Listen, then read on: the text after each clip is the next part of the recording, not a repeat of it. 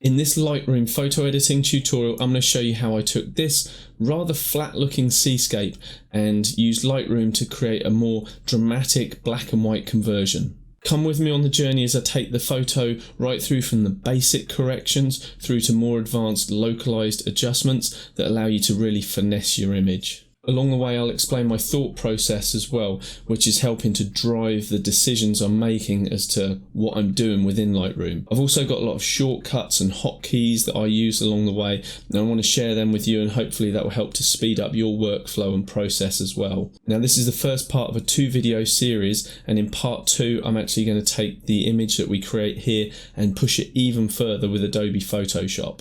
So if that's something you'd like to see too, consider subscribing and hit the bell icon so you don't miss it when that video drops. So for now, let's jump into the editing.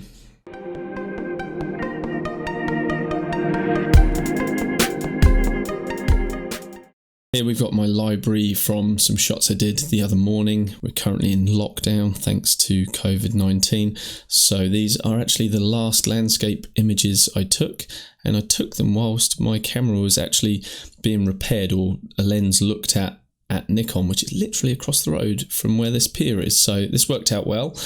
But the morning sunrise that I anticipated just didn't happen. It was actually very flat and grey, and anything with a bit of light in, like this for example, I've actually enhanced that in Lightroom. But most of these shots I've actually done nothing to yet.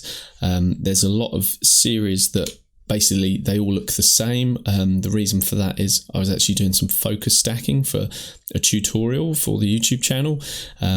But for this one, we're going to be looking at black and white. So I quickly did a couple of minute edit on sort of taking this image here and turning it into that, just as a preliminary sort of test study. But the one that I really want to work on, actually, I've got a vision for this image here.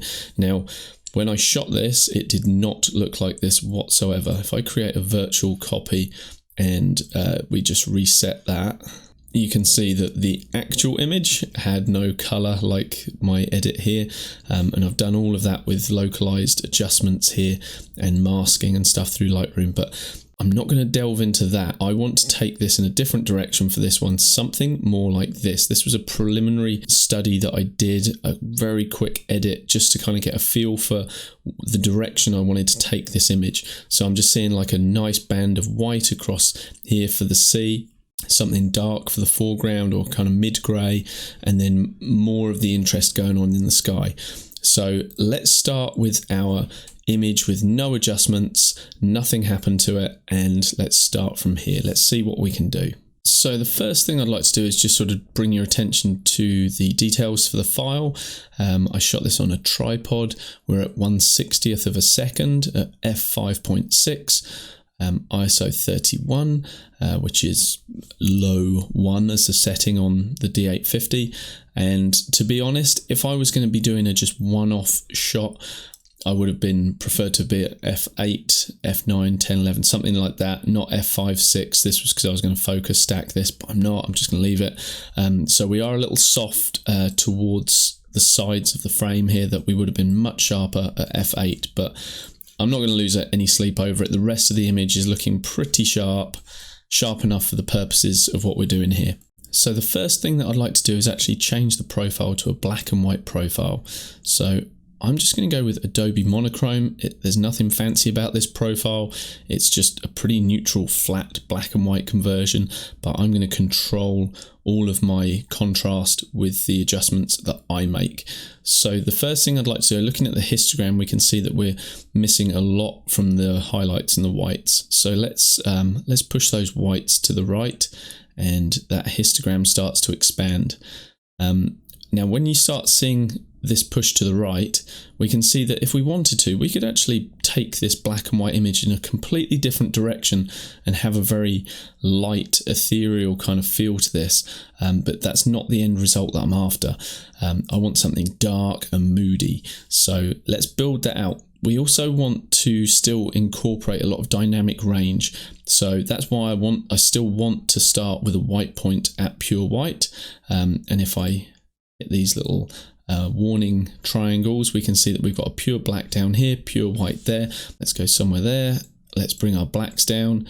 Now that bit in the foreground, that's actually going to be cropped out, so I'm not too worried about that pushing all the way to black at the moment. I don't want to lose detail in the pier itself, so let's go somewhere around there for blacks. Now we've got quite a high contrast image. From here, what I'd like to do is just make sure that my lens correction is applied. So I'm going to enable the profile correction. Now straight away you can see that the vignetting disappears and our actual barrel distortion goes away as well. So for this one, let's enable that so that we can actually control the vignetting ourselves rather than using the natural lens vignetting, the darkening around the edges. So now that that's done, let's come back to our basic panel and let's have a play around with things like contrast and clarity and stuff like that. So the contrast, if we push that to the left, we can see that we're flattening out the highlights just a little bit, so we get more actual detail in the highlights, which is quite interesting. And if we go to the right, we're getting a much stronger, punchier image. But at the moment, I don't really want to push that too far anywhere, so let's just go a little to the right. Now let's have a look at our shadows. If we bring those up, we're going to get a little more detail into the actual pier itself. So if I come here, zoom in, if I double click the shadows, that will reset it. You see we lose all that detail in the shadows, and we just sort of start to recover that as we bring that up. So that's what I'd prefer, is keeping that dynamic range for now. We can always reintroduce more contrast with things like the tone curve later. I really feel in this image that unfortunately this is very dirty along here, because we can see this element here. We can see that our perspective is actually converging off to the right hand side, and I don't like that for a pano. What I'm wanting is actually like nice straight lines, as if I'd shot this looking straight out to sea and there was no shift to the right of the camera. So let's see if we can't fix that. Let's come into transform and guided, and what I'm going to do is draw a guideline across the horizon line there so that I know that's going to stay straight. And now where the perspective is kind of taking our eye over here, I'm going to draw another guide there. When I let go, we should have a nice straight line going across here. Whether or not I like that, we will see in a moment.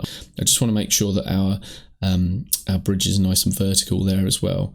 Yep, I'm going to go with that. And now we're seeing more of this foreground here, so I might actually change this to a 2:1 ratio.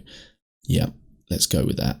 If you're enjoying the content and feel like you're getting some value out of it, do me a favour, hit that like button. It means a lot to me. Also, if you'd like to see more content like this, please consider subscribing to the channel. Thank you. I'm going to go with that as my crop, and I'm just going to clean this up with the healing brush tool. So all we need to do with that is draw over this area here.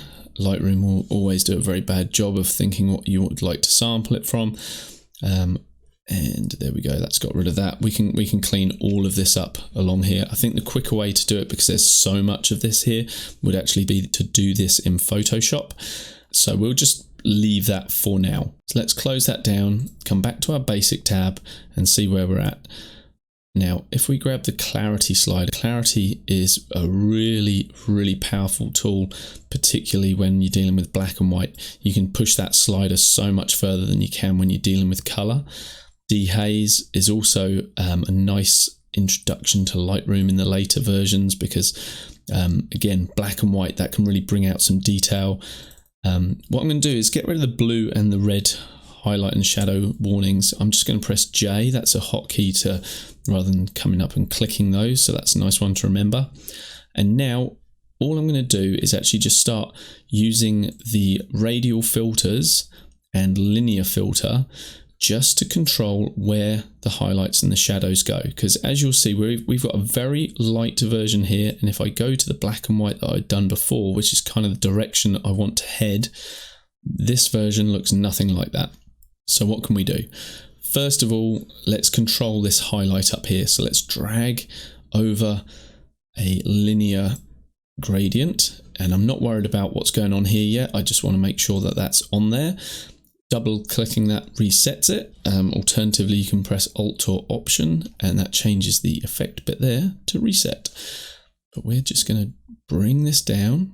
We're going to reduce the exposure, and we're also going to reduce the highlights. There we go. And we can play with the angle of that just to match the angle of the clouds running through there. So That's quite nice, something like that. I'm wanting to remain quite aware of my tonal range in this. I want to make the bridge pretty much the darkest point here, so that can push towards black, so I don't mind about that. I want the sea to remain quite white, so we've got a nice white strip leading our eye along this horizon line here. And the foreground, I'm thinking like a mid to dark grey. It's already a mid grey, so probably push towards dark grey actually. And then we want a much darker sky because I want to get that dark, broody feeling.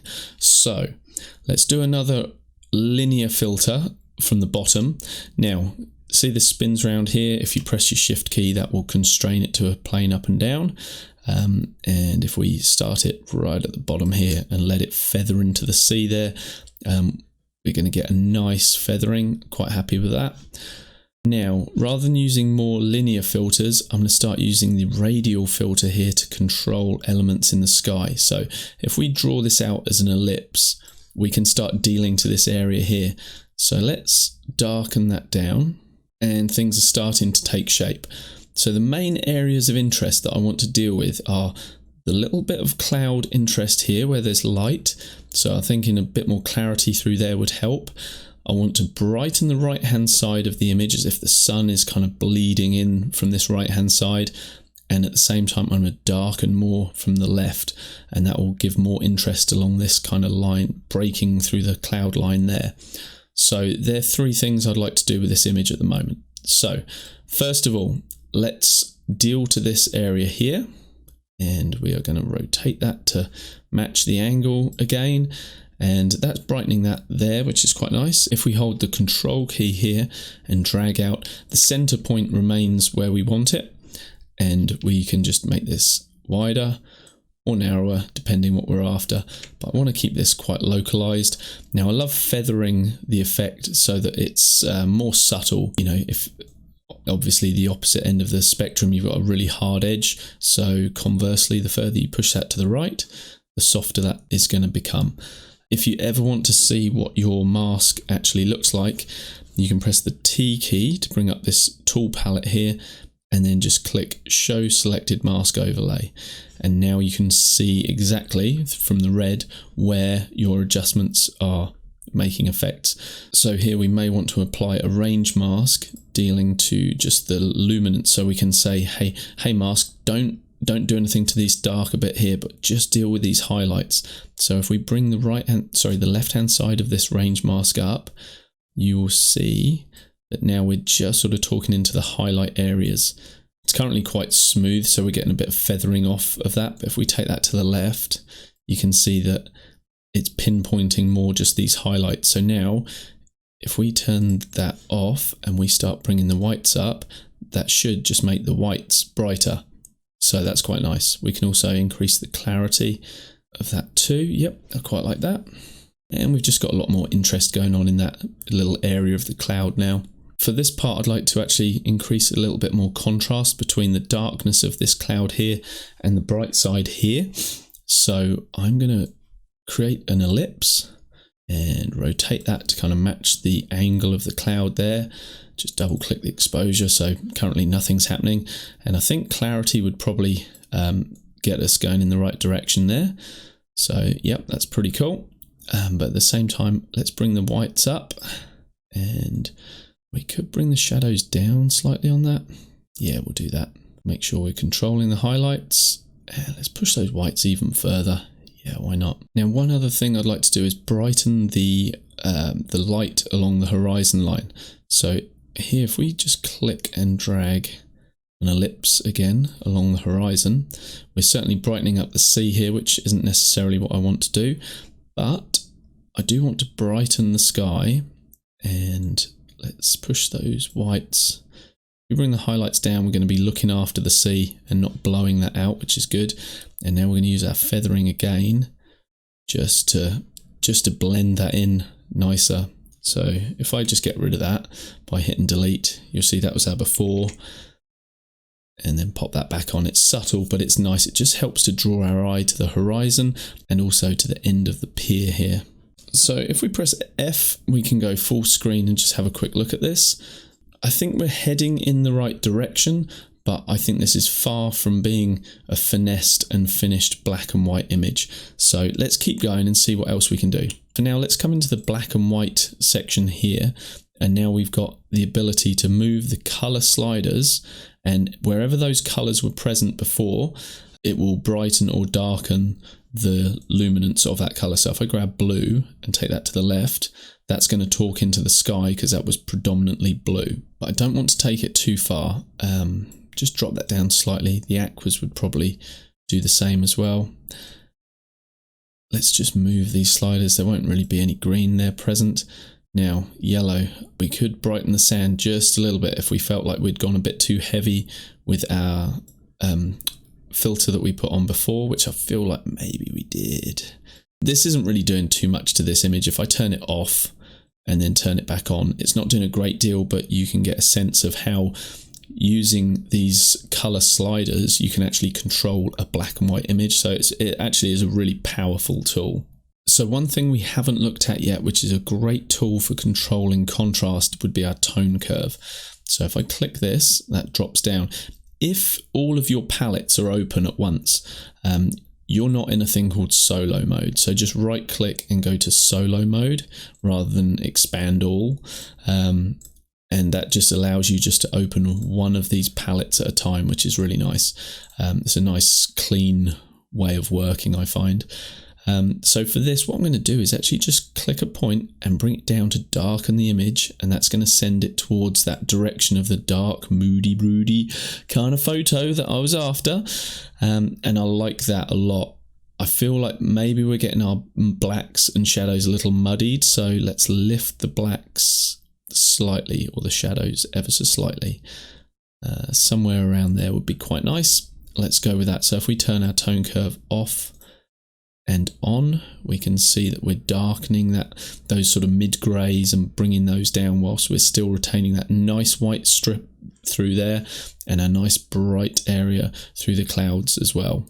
Currently, I feel that our sky is just a little too mottled and not uniform enough. So I'm just going to throw on a few more radial filters just to try and control things a little bit.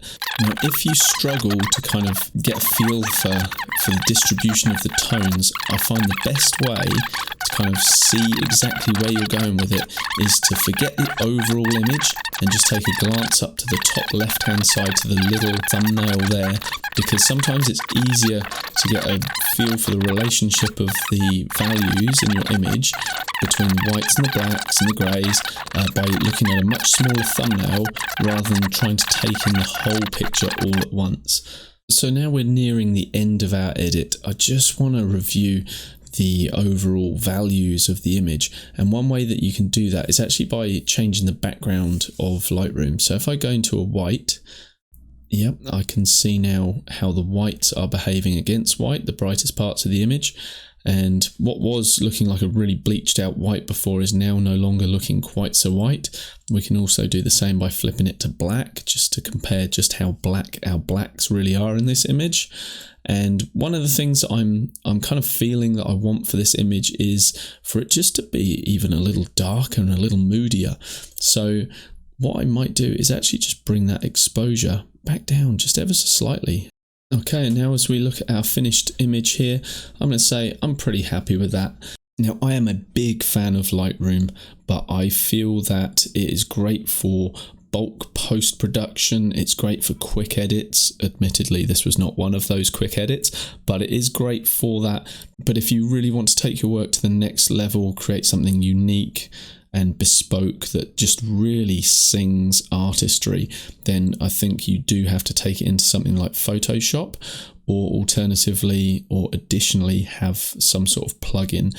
So in my next video, I will showcase how I take the image one step further, utilizing the tools in Photoshop.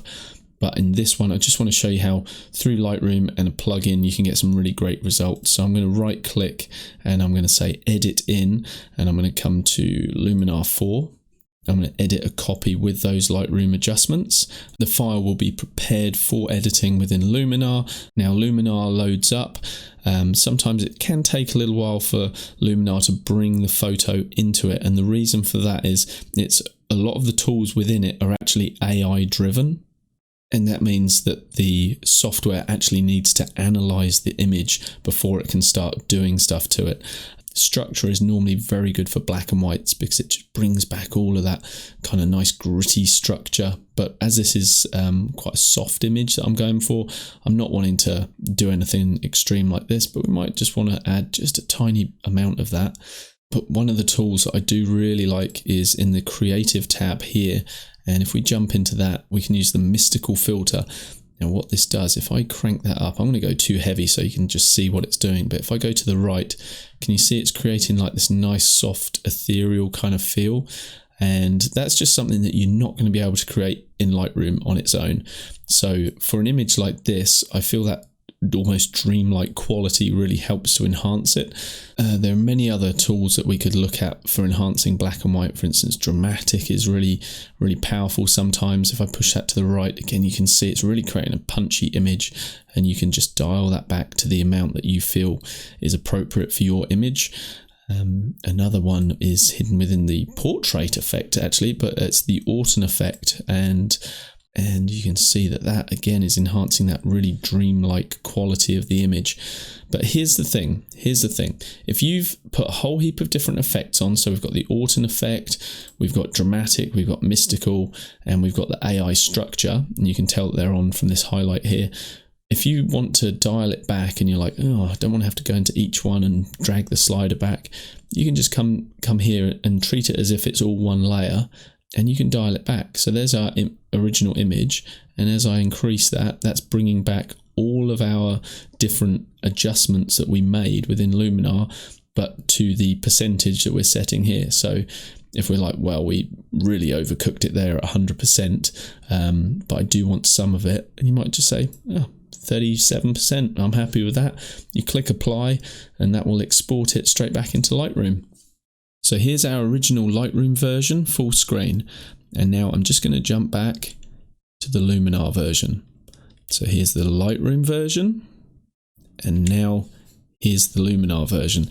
Now it's super subtle, but for me, this is a much more refined image. You could absolutely stop at the level that I was at before, just straight out of Lightroom. But I feel that taking it to the next level like this in Luminar is it's just really worth doing, especially if you're printing something out or wanting to get something put onto the wall.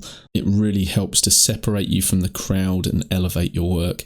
If you want to get hold of a copy of Luminar, there's a link in the description, and I've also got a discount code that you're more than welcome to use, and that is @Sky10. Go for gold, knock your socks off.